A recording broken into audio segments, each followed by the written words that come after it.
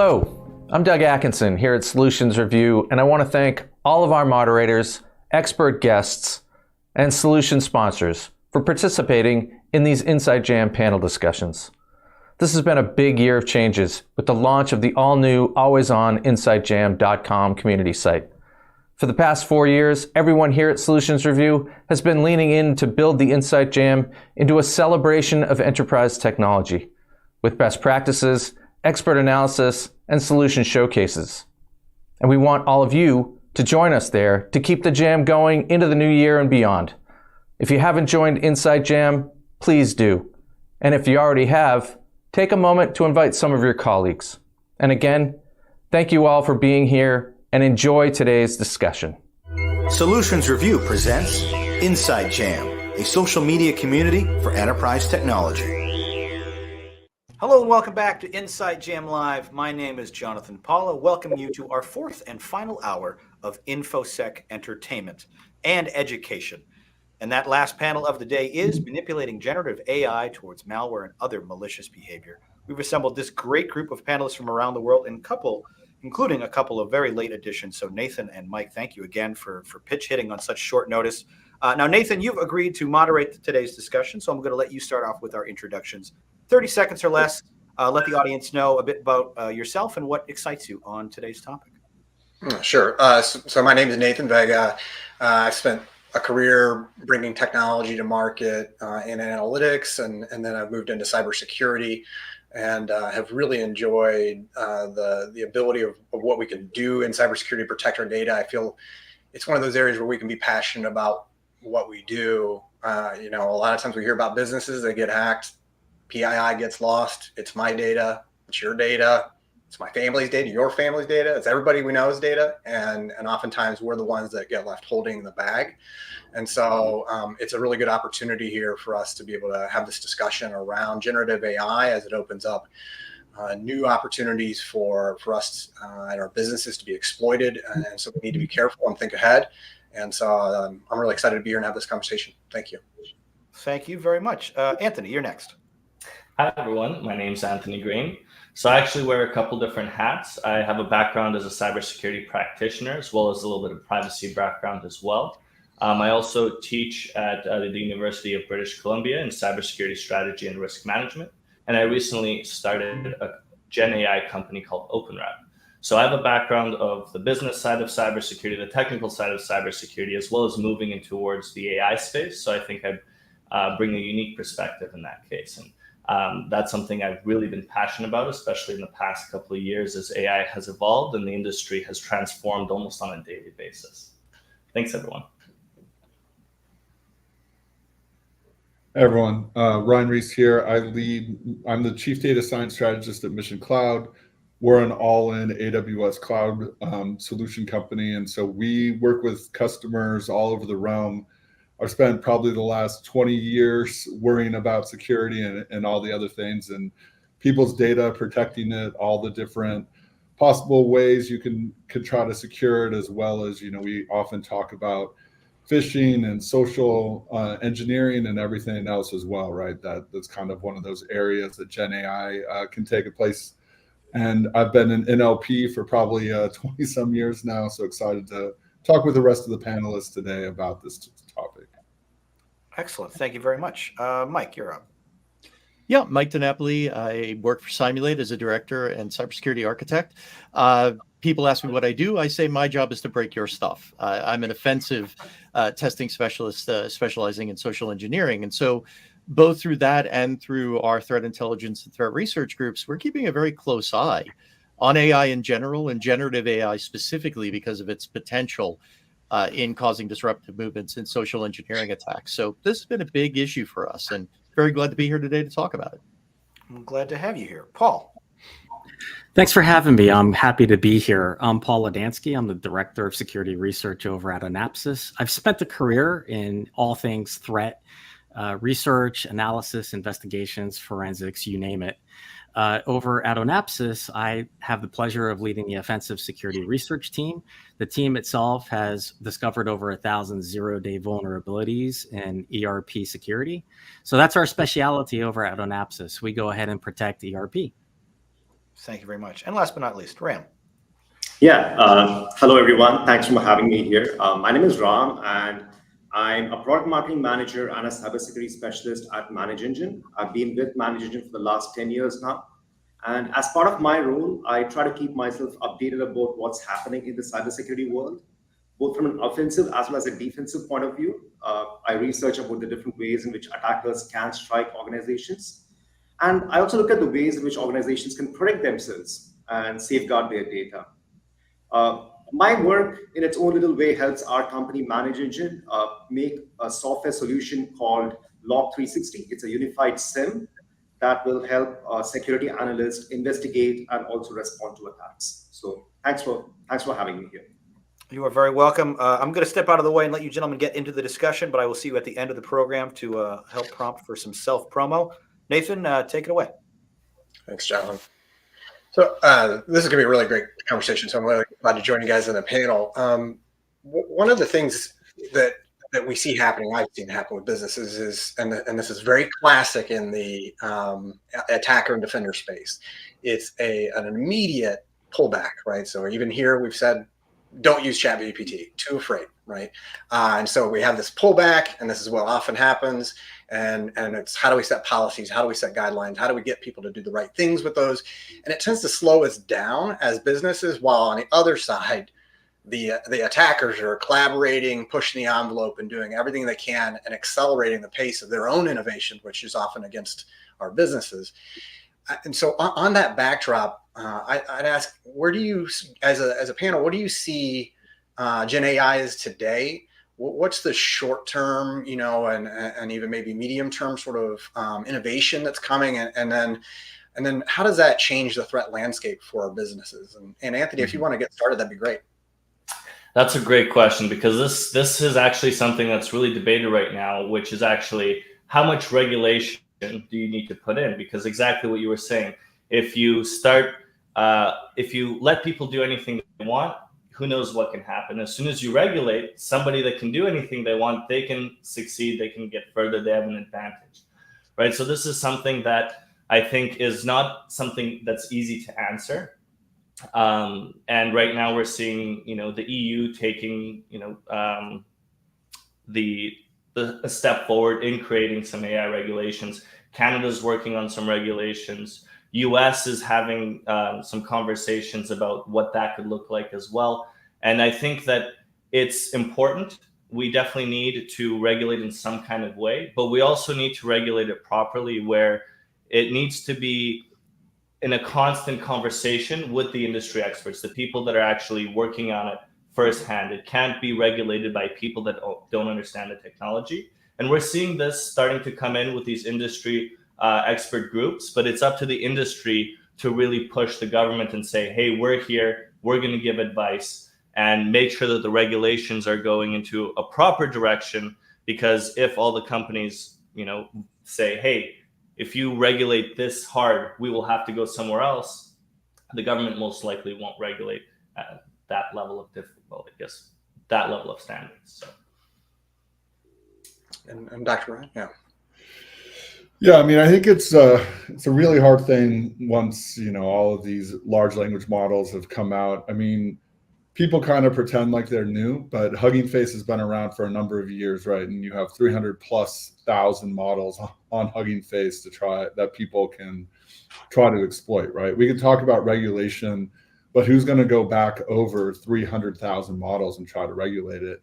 And not just that, you also have dark web models that are out there, right?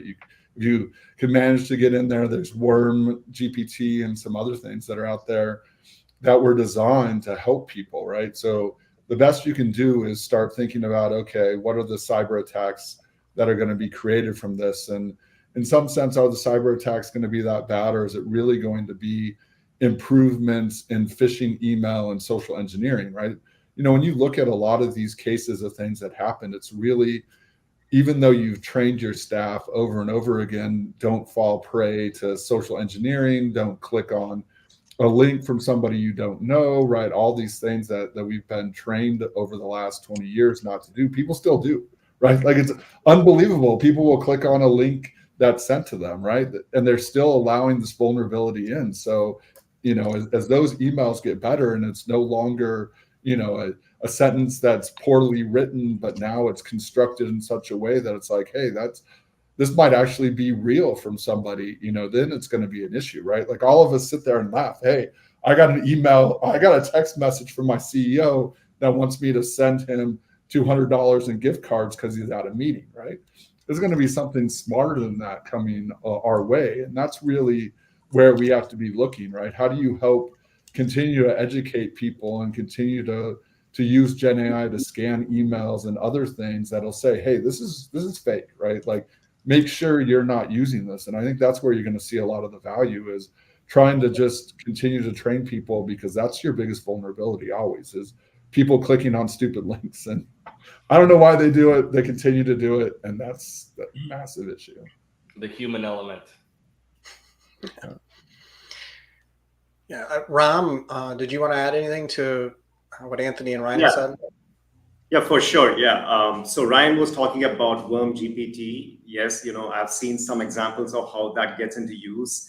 And, these can get really, really sophisticated, and they use natural language, and they're actually able to adapt to the context and the theme. And they also have chat memory. So they're able to actually kind of follow what's going on in the conversation and tailor the email that way. So the business email compromise becomes really, really simple with Worm GPT. So these are some challenges that we as an industry face. At the same time, yes, the training is important. At the end of the day, the users are the weakest link. Organizations also have to keep looking at how they can bring in the new cybersecurity solutions. And software vendors, cybersecurity vendors, they're also having a big challenge to face right now. How can they actually go ahead and protect the world, so to speak, from all of these new challenges? So the question then becomes, how can probably organizations or software vendors use ChatGPT or generative AI themselves to safeguard against these attacks? That's great.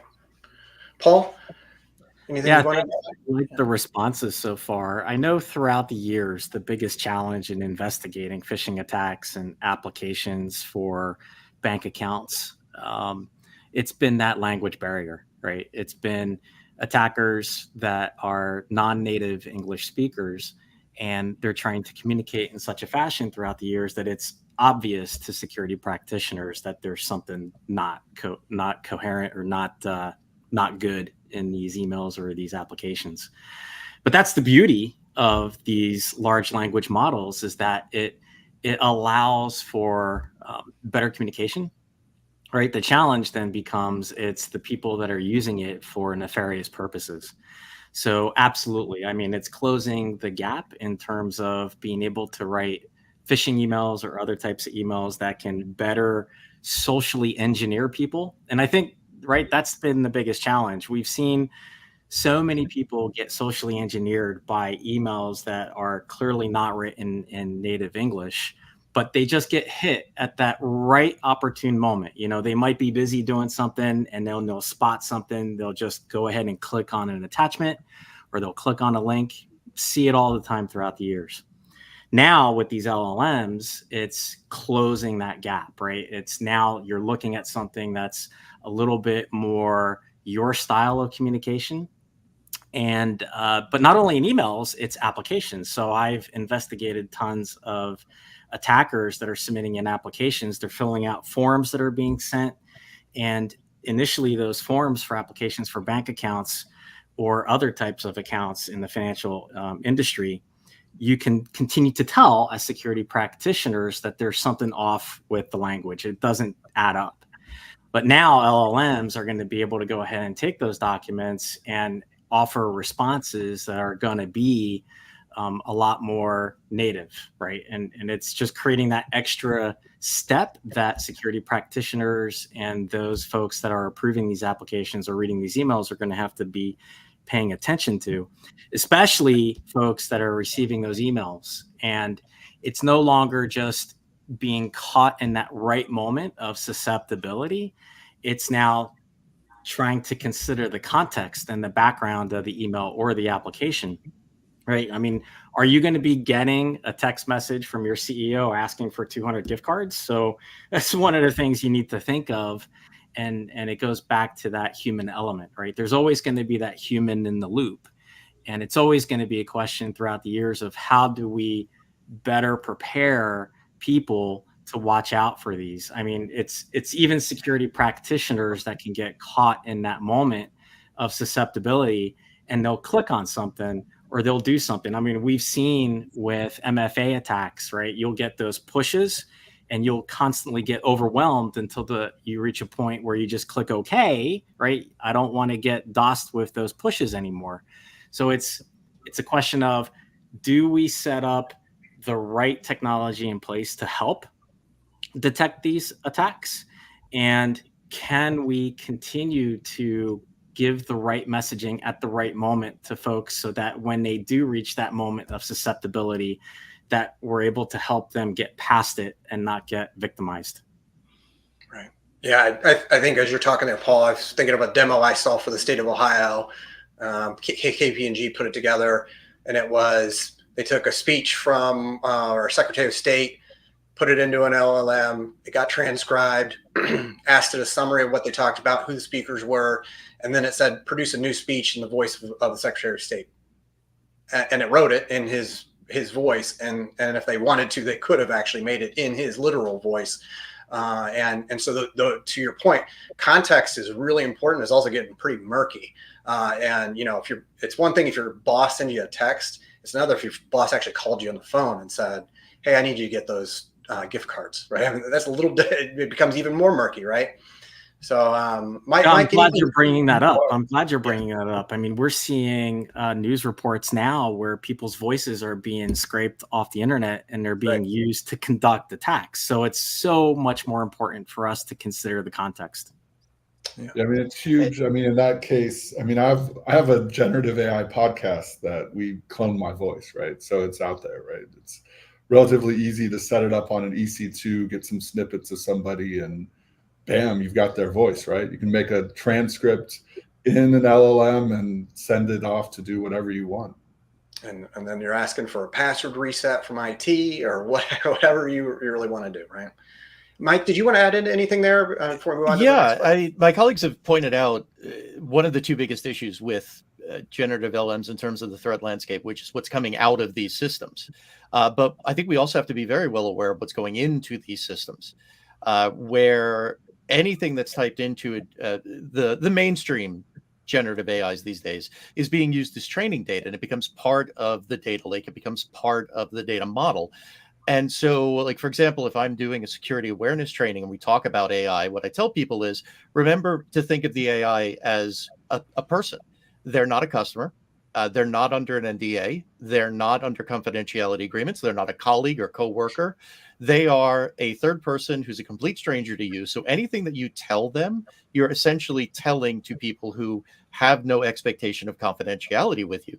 And we've already seen it that people doing research through some of these LLMs where they are asking about criminal histories, about legal issues, about financial issues, where then that data gets spat back out when a totally unrelated person makes a request about the same person, the same identity. So I think it is critically important to understand that, yes, LLMs are allowing tier 2 and tier 3 threat actors who normally wouldn't be able to pull off a phishing email that would be convincing to someone who is keeping themselves aware. We've also got to be careful about what we're feeding into these models, because that may be data that really shouldn't be shared with third parties. And it's exactly what you're doing when you're using it as part of these questions you're asking. Yeah. I think that was one of the cruxes to why Italy said ChatGPT can't be there anymore, right? I mean, if you were sufficiently famous, you could ask it some questions and get people's addresses and names and things that was able to scrape from the internet. And then, as you said, criminal histories and other things that it becomes a little scary at that point. I think that's the key. It's not just what it can scrape from the internet. All the thousands of people who are asking ChatGPT questions, it's learning from the data that's being used in those questions. Yeah. So we're feeding it info. It's not just what it can scrape. Was it Samsung's engineers that were putting code in and asking it to rewrite it and things like that? There were quite a few of them, and some of this was proprietary code. The Samsung incident, I believe it was Samsung, and I could be wrong on that, but I might be wrong. yes, this is a thing that we are seeing happen with proprietary code, proprietary PII, and other information. It's becoming not as big a problem as what the threat actors are doing with the output, but it's getting up there and getting pretty close to being on the same scale. Yeah. But there are safety controls out there, right? There are certain safety controls, especially when it comes to ChatGPT. Like if you ask it, a particular type of question, then it can deny you the answer, isn't it? Well, yes, you're talking about the grandmother paradox. It was named as a joke against the grandfather paradox, where you go back in time and kill your own grandfather. But the grandmother paradox, how would I explain to my grandmother how to write ransomware? And it for quite some time, it confused ChatGPT. They fixed it since then. But because I wasn't directly asking it to tell me how to write ransomware, it got confused. And it would tell, oh, you would explain to your grandmother that you use this type of attack for initial access and then do this and this and this. So they can be fooled. They're becoming more human every day is the joke that I like to use, because the same social engineering techniques we use on humans are beginning to work against the LLM-based generative AIs.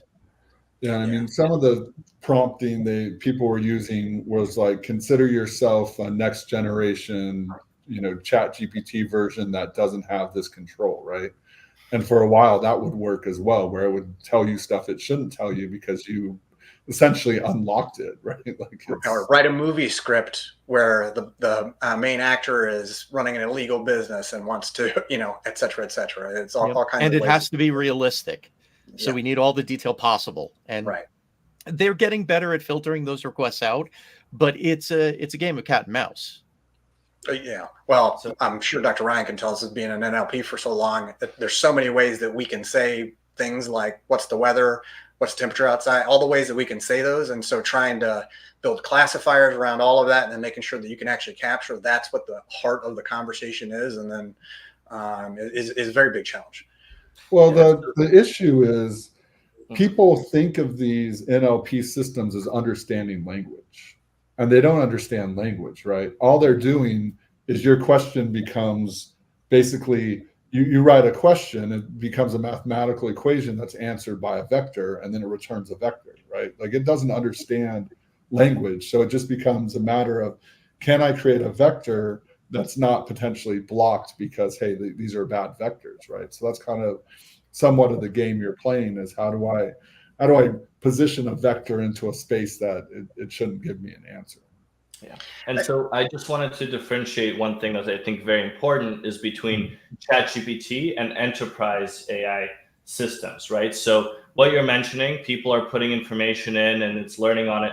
That is on ChatGPT if you don't enable data privacy controls. So that was happening. Italy ended up blocking ChatGPT until, and the EU was saying we were going to do the same, until they enabled a setting where it doesn't store anything that you put in anymore. So this is an example of how regulation was able to increase users' privacy, because why would an organization do that otherwise? But the main thing that I want to make sure that we understand is there's a difference between ChatGPT and enterprise like GPT-4, right? And so something like ChatGPT, yes, it's trained on everything. That's what you see in the UI. But GPT-4 is a whole different story, because anybody can integrate GPT-4. GPT-4 doesn't actually store your data when you're using the API, so OpenAI doesn't store that data, but the third party could. For example, OpenWrap. We are AI agnostic, we use different AIs, but when we use these different AIs, we're storing the data, not OpenAI, because we're using data to do different things, etc. So it's very important to understand the differences, because, for example, let's say Microsoft Copilot, right? Most people have heard about it by now. Let's say you have an identity on Microsoft. That identity has access to a whole bunch of files. If, let's say, you have access to employee salary information, but you don't even know because it's hidden in folders and folders and folders. Well, with something like Copilot, you can simply just say, give me all the employee salary information, right? So while it would be, give me a SQL query areas, right? Well, it'd be slightly different, right? Like you have to say, give me a SQL query that would access that database, right? Copilot doesn't have direct access to that. So if you have like, let's say you have an Excel file on SharePoint that has people's salaries, and you have access to that file, even if you don't know it, it will have access to that file and give you data from that file. And that's where it gets kind of scary, because a lot of organizations, they have years of data piled up and they don't even know who has access to what. No, so I mean, it's a great point. And I think the bigger point is that, you know, there's all these random third parties that have popped up that are out there that are trying to sell their business on top of all the different models. And like you said, right, you may have assumed that, hey, I'm not using GPT-4, so therefore, you know, I'm not directly going to OpenAI, therefore my data is protected. But like you said, it may not be, right? Your best method is to use your cloud provider and spin up one of these containers in your own environment, right? Most of these large language models you can spin up in your own environment and then use it, and then you know your data is never leaving your ecosystem versus using some third party, right? That's the best way to protect yourself on that front. Is that way you control all your VPCs and can lock it down and whatnot. Although there is a limitation with that. And the limitation is, and this is what we've seen in the cybersecurity offensive testing industry, is that without the data lake, without the macro data set, you may not have all the different data points necessary to have a viable and functional AI system that can do what you're asking it to do. Where it's common that if you tried to do, say, pen testing with AI driving it, without the macro data set, it's not going to know the difference between something that's perfectly safe to execute in a production environment and something that will take down this production environment because it has no comparison data. So it's a balancing act, as you said. It's really something that has to be taken on a case-by-case basis. So we've covered a lot on LLMs and ChatGPT, and certainly that is probably top of mind for most people in terms of what generative AI does. But I wanted to build a little bit on something that Ryan was I felt like going towards, and open it up to maybe even broader than just the LLMs and ChatGPTs. I think about our business as really kind of being vulnerable in three different ways. It's the business itself, its core processes. So think business value and shareholders and all that other stuff. There's employees themselves. We talked a lot about phishing and deep fake audio and things like that.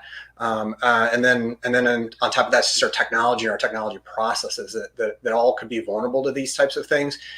Generative AI is really just kind of the tip of the iceberg on this. And when we think about other areas out there, synthetic data, audio, video, others, where do you see concerns in that space? And where do you advise your clients in terms of protecting against them? And, we could go whatever order, anybody, if you want to answer. Well, I mean, when you talk about synthetic data, I think that's where you start getting into some real issues. And again, we've seen this in my neck of the woods, where an AI will make an assumption that was drawn from many different data points to figure out a path that it should be taking. But the problem is that some of those data points are not based on reality. They're based on theoretical operations that may never have been tested in the real world, that may not directly apply to the real world. And it can produce some rather interesting output, which is great from an academic perspective. But the last thing in the world you want to see if you're applying this against your own business systems or business processes. So I think we will get there. My personal forecast is probably 3 to 5 years. We'll be in an area where you would need a small enough data set to make the right predictive analysis. But I don't think we're there today. And I think many companies are beginning to utilize these tools for purposes that they may just not quite be ready for yet. They will be soon, but I don't think they're ready for them yet. Yeah, I think about what you said there, Mike. I'm not going to name the company. I think came out with Teo, I believe, and the training data was us users interacting. Oh, Microsoft Tay, we can name it. They're very open about it. Yeah, within 15 minutes, it became a racist, misogynistic troll on the internet. 23 hours. It made it 23 hours, but they fed all of Twitter into one side of it, unfiltered, fire hose into one end of it, and for lack of a better term, it created a psychopath. It underwent what in a human being would be a case of a psychotic break and just went nuts. And it's that they've gotten a lot better at that. I don't think we're going to see another Tay situation because we've come quite a long way from that. Bard is starting to show signs of that. ChatGPT certainly is starting to show signs of, if it was a human being, we call it senility. But that's something that can be engineered around. I think we just shouldn't be pushing this to automate certain business processes that require that human element just yet. Well, and I mean, what you're getting into is something called reinforcement learning, right? And we know that the large LLMs have a lot of people that are doing the reinforcement learning, where it's just like, type in a question, is the answer right, yes or no, right? And some people I know have gotten similar kind of questions to them of, hey, what was this answer correct or not, right? And so reinforcement learning is that way to like really mess up your model, right? And you know, I worry about all of that, right? Like, you know, you've got Elon Musk talking about, I'm going to come out with truth GPT. Well, what does truth GPT mean, right? Like, whose truth is it? And I think much like history is written by the victors, you're going to see, you know, the truth in the data set and everything is going to be written by those that create the models. And then the question becomes, hey, are we going to have this self-feeding cycle of making more training data based on these models that have now been biased? And then where are we going to get in 5 years? And I think those are some of the things that worry me. But the big thing about all of these, right, was in the early days, fraud and things in the NLP space were really hard to deal with because you didn't have enough documents, right? How am I going to use any of these documents to kind of train a model to detect fraud, to do anything with fraud or any kind of cybersecurity issue? You didn't have it. But now you can go to a large language model and ask it, hey, can you modify this document to be more fraudulent, right? Or add in these types of fraud. So now you're able to make these bigger data sets. So in some sense, that's going to help us create better models, right, to block this. But at the same time, you know, you got to be careful because you don't want to block all your customers as well. And you know, you got to be careful how you define all those pieces. But something called the Scunthorpe problem, and I'm not going to go into exactly what that is. You can Google it if you want, but that's a known issue with data systems that have to deal with interesting input. I think one of the bigger concerns, and Dr. Ryan, you brought this up, is that if we were to take something like Copilot that's ingesting all of this data from a company, now if a human being tried to ingest all of these different conflicting sources, conflicting opinions, conflicting ideas, all of which purport to be the source of truth, the human brain could break. And we're not even talking about a mechanically engineered or a technologically engineered AI. You know, human beings faced with that kind of dichotomy where everything is saying that it's the source of truth could get themselves into a lot of serious trouble. And that's a primary concern when we're talking about applying this to business processes just based on a limited data set. Paul, anything you wanted to add? Yeah, thanks. I do.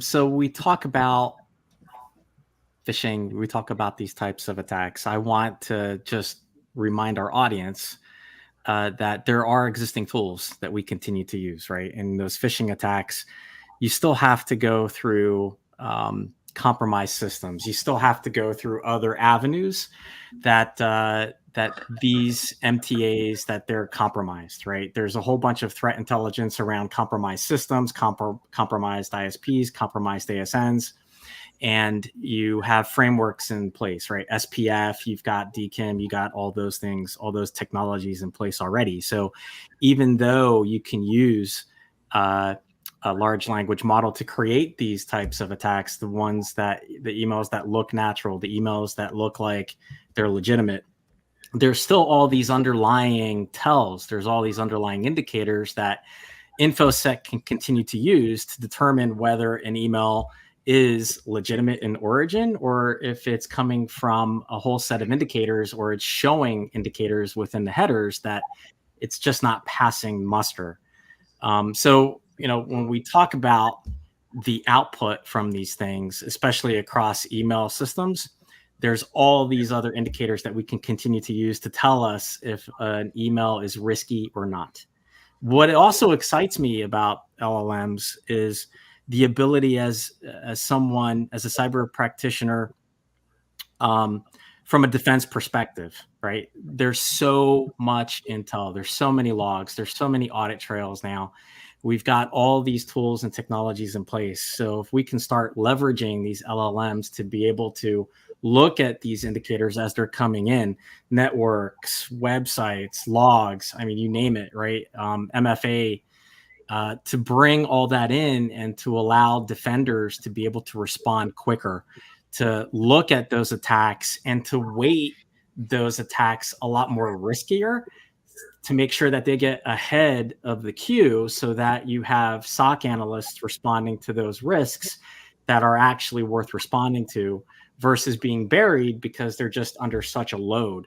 So that's what I'm really liking to see right now, is that companies are able to take in all that information and use generative AI to be able to spot the attack patterns a lot faster. That is a good use of it. I mean, hundreds of thousands, millions of alerts a day that our SOCs are dealing with, and threat hunting is very difficult. So, anything that can get them a head start on creating correlations and bubbling up the right things. Agree. That'll be a good piece for our businesses. Ram? Yeah. I mean, when it comes to defense, and we spent quite a lot of time talking about the offense side of it using Gen AI. When it comes to defense, a lot of the reports that I'm reading right now, they say that there are three main use cases when it comes to defense using Gen AI. There is content creation, and then there's behavior prediction, and then there is knowledge articulation, right? And when it comes to behavior prediction, you can actually use generative AI to predict the next step in a pattern of behavior. So you can actually use Gen AI down the line, theoretically, to predict attacker activity or what the next step the attacker would take. That's something that you could do using Gen AI. Likewise, you can predict risk scenarios. And the SOC team can also use Gen AI to respond to a particular threat in the best way possible, right? Looking at all the paths. So that's one. And Gen AI can also be used to establish zero trust. So zero trust is all the rage right now. And Gen AI can be used to do that as well, where probably, it can be used to see what the effect of a particular policy would be. So it goes without saying that if you want to establish zero trust, or if you want to go forward in your zero trust journey, you want to establish certain policies, or you want to implement certain policies in the company, and you can use Gen AI to predict what the impact of those policies will be. So that's another thing that that we could start seeing down the line. Yeah, I love that word prediction. Having worked with threat intelligence for so long, you worry about the quality, right? You worry about the source. You want to make sure you take all that into account and create something that's high quality threat intel.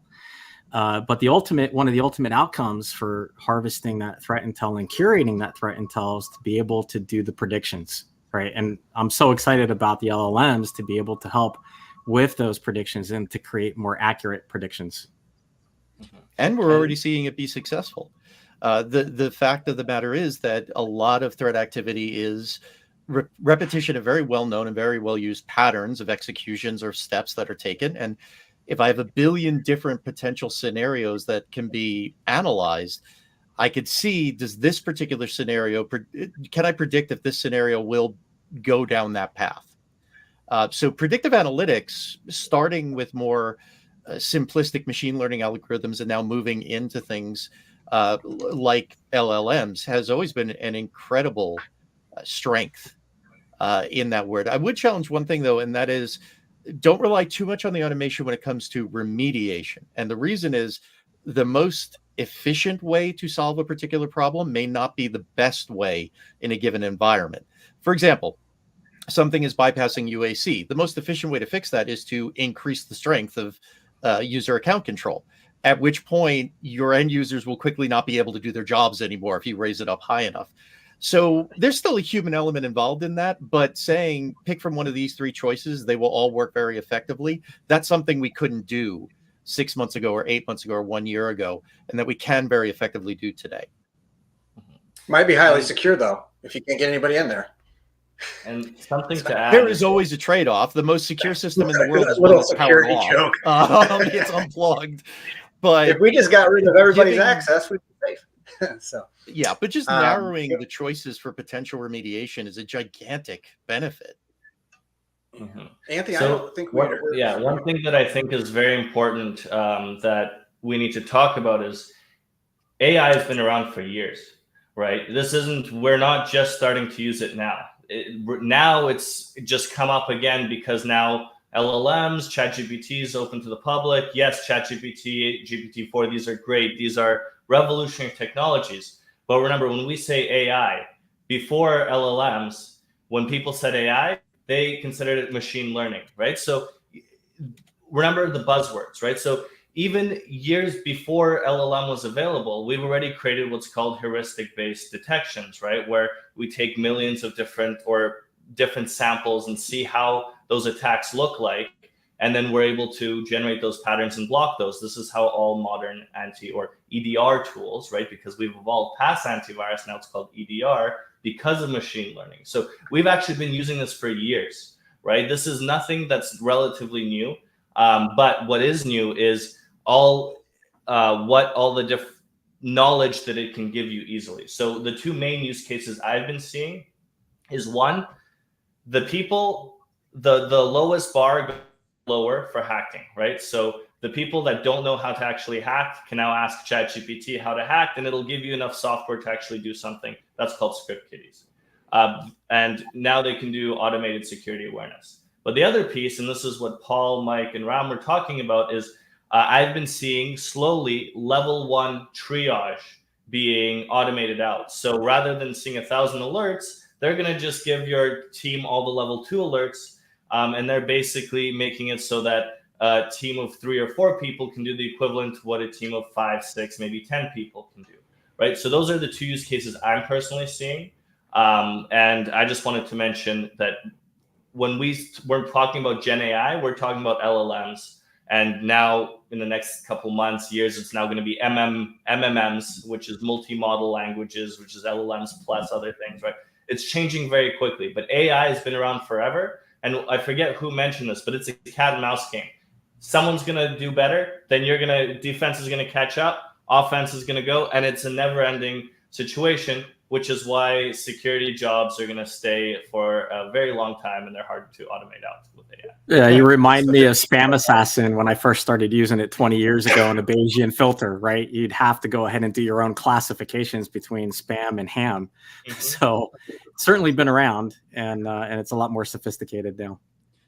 One short thing. Another use case that I would like to talk about is the report writing part. A lot of SOC analysts, they spend a whole lot of their time writing reports.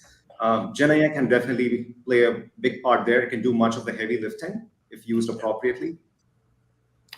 Yeah, I mean, I think, I sat on a panel a while back and everything we talked about was efficiency. And one of the people in the audience goes, well, give me a use case that CEOs care about that's not about efficiency. And it's like, that's what everyone cares about, right? Is efficiency. Just like you're saying, Ram, like, can you make these reports better? Copilot, everything else. Can I write code faster? Can I deliver a solution faster? Can I create, a better security system faster? And it's, that's what these systems are enabling us all to do. I'll take a guess. That wasn't a CEO that asked that. Someone is at the front door. No, it was probably a CISO who was, getting tired of getting yelled at by the CEO. But one thing to point out is we are not going to see a slackening of the need for cybersecurity professionals. I just want to make that clear because a lot of people heard what we said and were like, I'm out of a job. No, I think the goal of all of these models and all of these layers of efficiency is that you're currently working 5 full-time jobs between the reporting and the testing and the scanning and the monitoring and the alerting. If these tools help get you down to 2 full-time jobs, that's a net benefit. And that's what we're talking about here. Yeah, I mean, I think we're all out of a job when we all become batteries, right? That's the thing we have to worry about. So, that day may come, but we're not there yet. Nobody has to worry about losing their jobs to an AI in the short term. I mean, one example that I used to investigate years ago were the Grandparent scams in Canada, where you would have someone impersonating grandparents up in Canada calling their, the grandkids and pretending to be their grandparent. Hey, I need money or something like that, right? Send it along to me, talking to the grandparent, right? And the grandparent may not have been talking to the son or the granddaughter in some time. But that's, you have a fraudster doing that, picking up the phone. Now with this, like, that's a concern, right? You can go ahead and grab, like we were talking at the beginning of the session, you can grab the voices of those grandchildren. You can go ahead and grab the context around the grandparents. And now you're creating a sophisticated attack that can be conducted over a phone call. In my mind, I kind of wonder, how do you detect something like that over a phone, right? That comes back to user education. That comes back to making sure that the person being called is context aware. And it was hard to do, 10 years ago. I can only imagine how difficult it's going to be now when you have these models that are impersonating people, not just with their faces and their voices, but also with the information that they're collecting around them.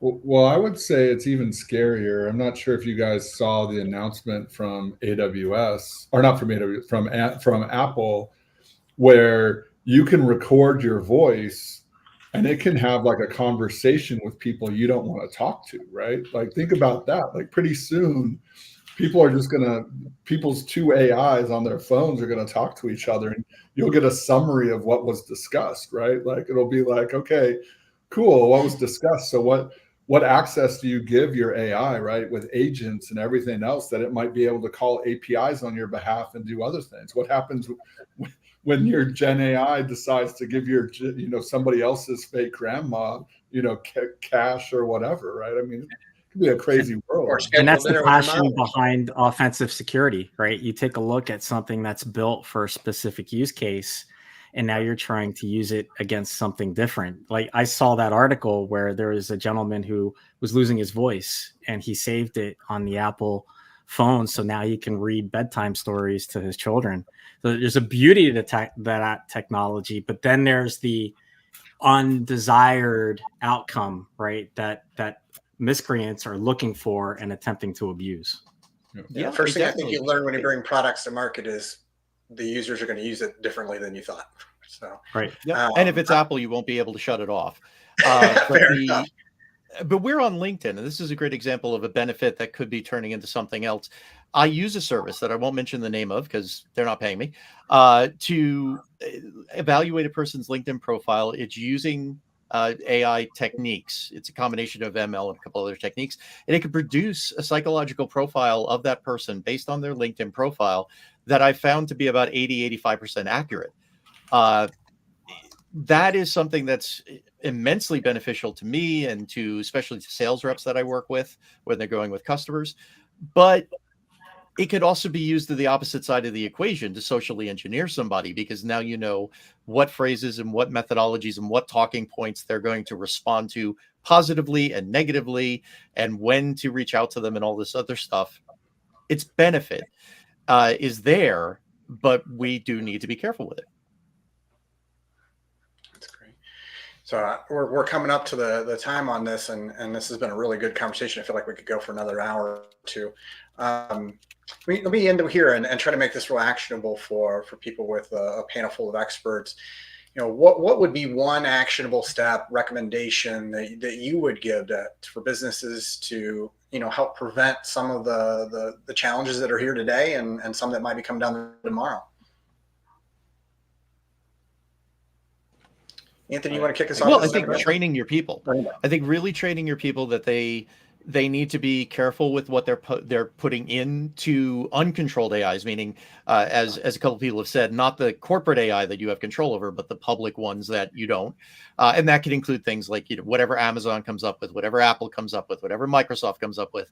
That's not specific to your organization. They should be very cautious and very careful with the information that they provide into them, and reinforcing that just because a year ago you believed that you would be able to spot a fish or be able to spot a scam, that may not always be the case. And if you get an email asking you to do something, it was out of the blue, you weren't expecting it, look, take the 5 minutes to message that person directly or call that person directly. If it's true, if it's real, you're going to know in a minute or so, and you can go ahead and do it. But if it's not, you may have just saved that company a massive headache at best and millions of dollars at worst. Excellent. Yeah, Anthony, and did to you follow want up on to add that, something? I mean, look, Gen AI is here. These models are here. They're out of the bag, right? Just trying to like put your head in the sand and try to pretend like they don't exist isn't going to help you. You need to come up with a policy, come up with a plan. How am I going to use these? What systems are allowed for you to use, right? Copilot and other things all are out there. But hey, if you're in the AWS ecosystem, you probably want to use Code Whisperer, which integrates better into your account versus going outside to third-party services, right? So it's really important to take a holistic view and figure out, hey, how can I use these? Which services, are secure that I can run in my environment, in my ecosystem, and just, embrace the technology, but train your people, like Mike said, so that you can have a really cohesive system and get things done, because it's here, it's not going away, but you just have to put the right pieces in place and the right guardrails to protect your company. Yeah. So to add on with both what they're both saying is go from security awareness to a security culture within your organization, right? More than just a checkbox, right? Now, the other thing that I want to mention that hasn't been mentioned yet is there's an organization called OWASP, and they recently came out with the top 10 LLM, and their top 10, I think, is a very good place to get an understanding of how these LLMs and what are some of the security issues that you need to look out for. So it's free online. Look it up, OWASP top 10 LLM. Take a look, especially if you're using APIs in any way. So for me, I think what I'll add is data authenticity, data integrity, whether it's going out or whether it's going in, especially on the inbound, since one of my colleagues talked about on the outbound. On the inbound, I would make sure that you have technologies and AI in place to be able to help authenticate the data that you're receiving and the data that you're working with. So when you have attacks or when you have legitimate information coming in, it's so important to make sure that it's sanitized, and it's so important to validate it in the ways that you can for your business to ensure that you're working with something legitimate and that you're minimizing the risk to your employees, to your customers, and to your business.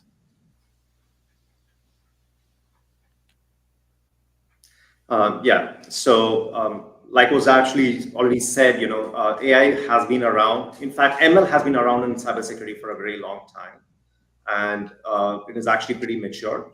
So you've got to make sure that you have the right detection technologies that use these ML algorithms. So user and entity behavior analytics that kind of looks at what is happening with all of your users and entities and is actually able to detect any anomalies that happen. That's very, very critical in any network. And at the same time, you also have to adopt zero trust. And as the discussions were going on, we were talking about how zero trust can also be, implemented with the help of Gen AI down the line. So, well, that is a little bit further away from us, but for now, definitely go forward in your zero trust journey. That is again very critical. And the third piece is definitely awareness and training. Training your employees, and training does not mean that you train them once a year and forget about it. Rather, you've got to have micro trainings so that whenever an employee does or a user does any risky action, they get their feedback right then and there. And maybe down the line, Gen AI can help you with that as well. All right. Well, that was a really good set of questions. Again, I think we could have gone for a long time here on these conversations. I hope that people walked away with some good ideas about ways that they can enhance their business with using some of these great technologies in generative AI, and as well as thinking about how to protect their businesses. I think one of the things I would think about, I know we talked about a lot about training, and that's one of those things that we talk about a lot with our employees. It's underfunded typically, and employees tend to loathe it. One of those things to think about is how you do that better, make it easier, and then also make it more fun for them. One thing that I have seen work very well in my career in security, where we tend to point at people and say, you're the fault, you're the problem, is really not to focus on the person. The person made a mistake. Maybe they were overworked. Maybe they shouldn't have been working. Maybe they were sick. I don't know. Maybe they didn't get the right training, right? There's always reasons that the person did something. So one thing I find is much more effective for security organizations when we work with those other parts of the business to train them is to say, you're not the problem. The problem is we haven't educated you, or we haven't put you in the right position, or we overworked you. How can we help you with those parts? So I'll think about that, give back to them. And I tend to find that we get a much better relationship with the business users and stakeholders. And it becomes more of a collaboration. So I really want to appreciate the panelists that came in. I thought it was a great conversation. So thank you. Well, thank you, one and all, for your time and expertise today. That was a riveting and sometimes scary discussion, in fact. But before we wrap things up today, I want to invite each of you to do some self-promo, whether you want to plug your LinkedIn profile, a book, a podcast, or your company solution. The floor is yours. We'll go in reverse clockwise order here and begin with Ram. 30 seconds or so. Yeah, definitely. So yes, as you all know, my name is Ram. I work for Manage Engine. And Manage Engine is all about solving security analyst challenges. So here you go. The path to security success is paved by warriors like the security analysts. And we make a solution called Log 360 that helps them with it. It's a unified SIM. You can find us on manageengine.com, and you can also visit our blog. It's called Expert Talks. You can just Google it, Expert Talks, Cybersecurity Expert Talks, and find out articles around cybersecurity.